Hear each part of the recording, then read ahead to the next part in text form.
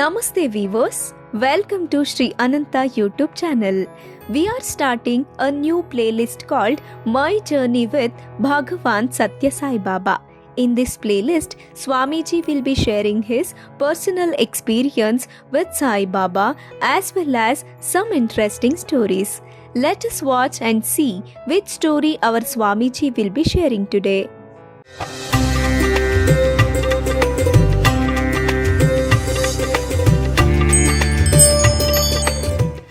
Embodiments of love.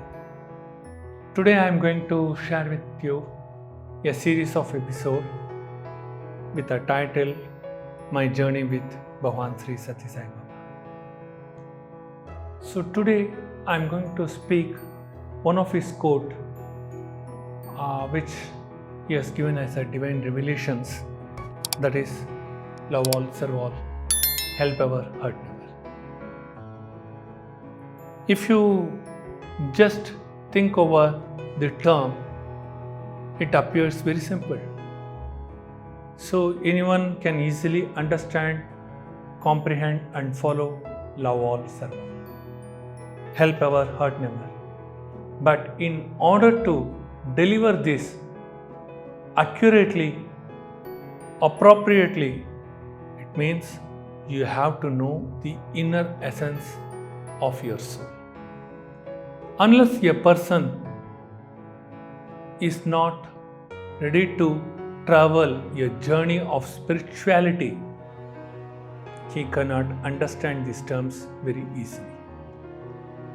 Overall, a person can understand in a simple term love all, serve all, or help ever and hurt never.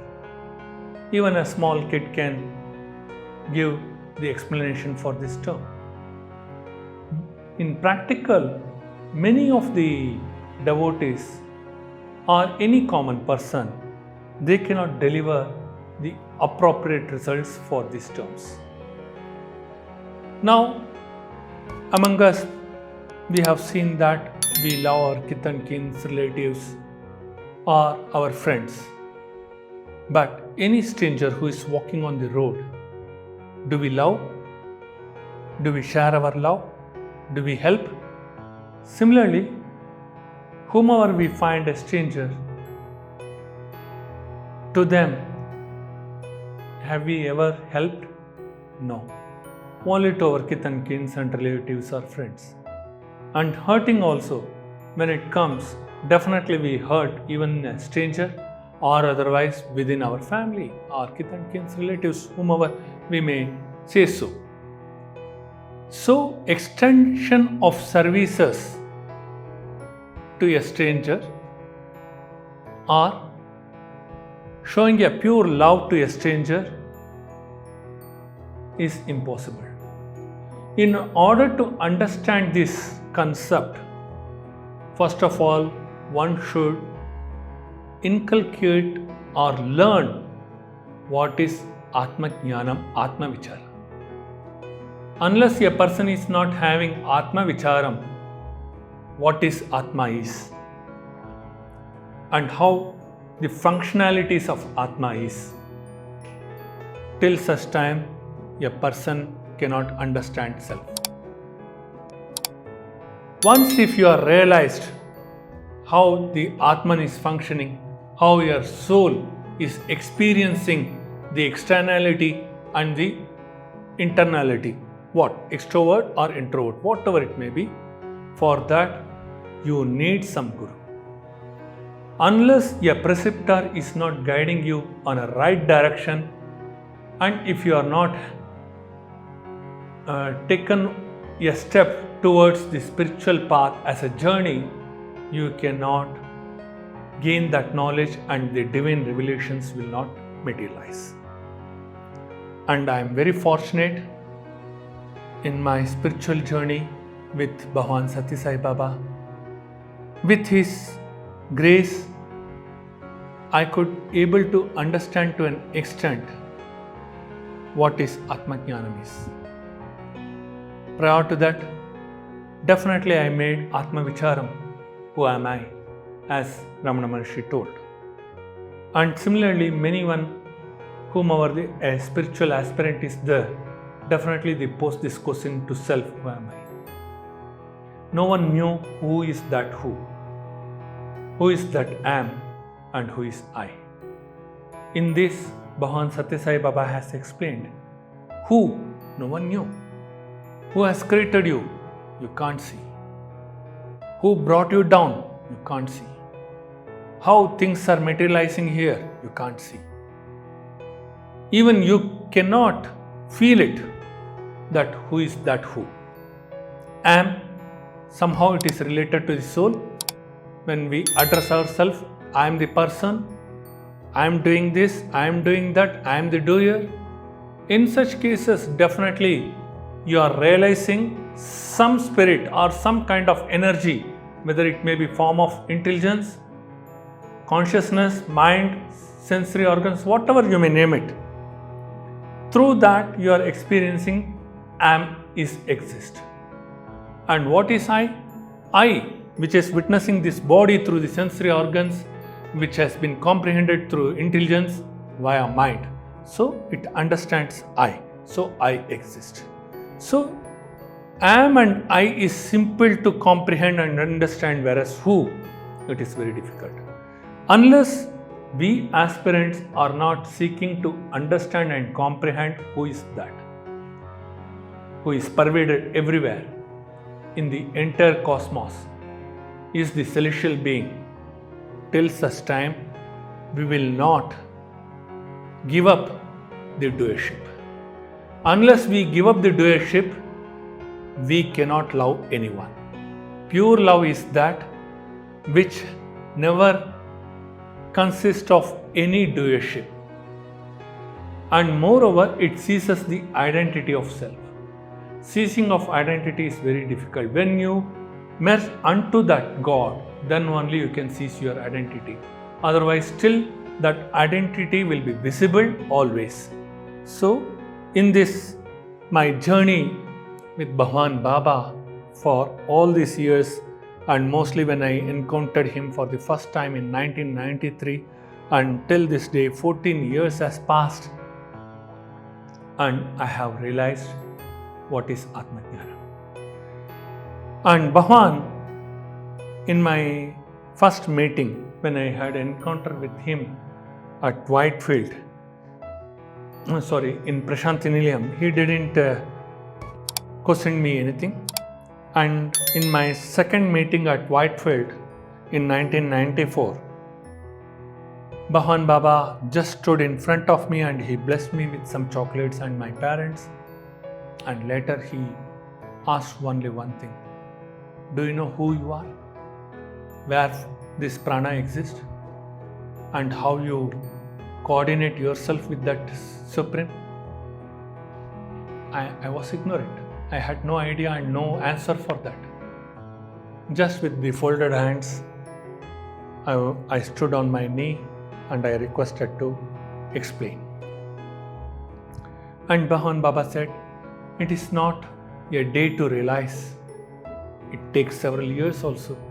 And for many seers and sages who are still in penance for several thousand years at Himalayas, even they could not get the answer. I never compared myself with anyone, but when Bhagwan Baba narrated this, I felt that with his grace only I can attain. The reason is that in all the Puranas, Bhagavatas, whatever it may be, or in the Vedantas, without his will nothing can move. This I studied. And to an extent I comprehended, because many times we want to do certain fruitful jobs but which never materializes unless his will is there. So with our will, what we call it as a free will, it is not a free will. It is also destined, predestined by him. But we claim that it is our free will. If I want to have a coffee may be in front of me, or I can prepare a coffee. But in order to intake that, unless his will is not there, I cannot intake or I cannot partake. So that I realized in my life.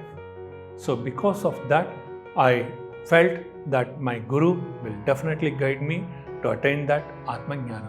So I started pursuing Atmavicharam, how to attain myself, who am I and who is he, and how he intervened in my life and what he want to give me a message so that I can understand truly and completely in order to establish what is pure love to others, and how to extend my services to the society without hurting anyone.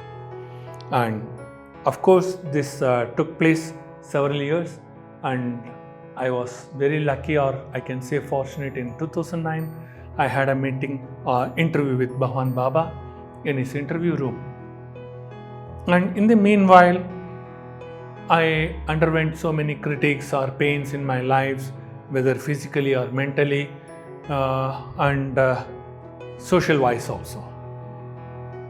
And when I met Bhagwan in the interview room, his first question was, so many years passed, I felt the separation between us. How you feel, how you take the critics which was passed by the society over you, or how you feel that whatever the pains which you underwent during this 3.5 years, how you feel. Then I never complained about anyone because it is not a subject matter for me, and moreover without his will no one can give me any trouble. So concluding that, I told only one thing, Bhagwan, I accepted everything as your prasad. So when Bhagwan wants to strengthen us or want to impart an education to us, how we have to behave in the society or in our personal life, and how we have to coordinate our intelligence, mind and sensory organs, focusing only on the God when He is ordaining us, that is predetermined and predestined. With that, I accepted everything as prasadam, and I told this word to him, and he was so happy and smiling, and the tears were rolling down from his eyes, and he told one thing to me, I am so happy about you, and today I give you my word, you are my life and I am your energy. To have such certification awarded by or conferred by Bhagwan, do you need any more certification from the world? Do you need to be certified by someone? Or do I need to be recognized or acknowledged by someone? No need. Because when the unity between you and the God, and unity between you and your mind and your consciousness, when it speaks, you are true, you are perfect, and you are dedicated or devoted to your Lord, no more certification or acknowledgement is required. Correct? So in that way, Bhagwan, in a course of time, changed my life. I got a transformation with simple terms: love all, serve all, help our, hurt never. And with open heart, I tell you, I never had any regrets for the pains which I come across through some peoples, or even I never repent why people are against me. No, I consider everyone as mine. I love everyone from the bottom of my heart, and I also pray to that Bhagwan, oh Bhagwan, you just remove their ignorance, you grant them bliss, so that they should not suffer in this world and they should not be in this cycle of birth and death, or what we call illusion or hallucination. So dear viewers, embodiments of love, I would like to quote only one thing: always love everyone, never hate anyone. Even to an extent, if you could not forget the pains whatever been bestowed by others, at least you can not love them, at least you can forgive them. Okay, so never hurt them. If any person, any stranger, if you come across who needs your support, if you unable to help financially, at least you give a moral support, moral boosting to a person, definitely that services will be counted in your account. So this is what I realized from the term love all, serve all, help our, hurt never. So I request only one thing, whether you love or not, whether you help or not, but never hurt anyone and live in bliss, so that if you are tuned yourself to the feet of the divine, you will always be in bliss and in state of purity. Thank you, one and all. God bless.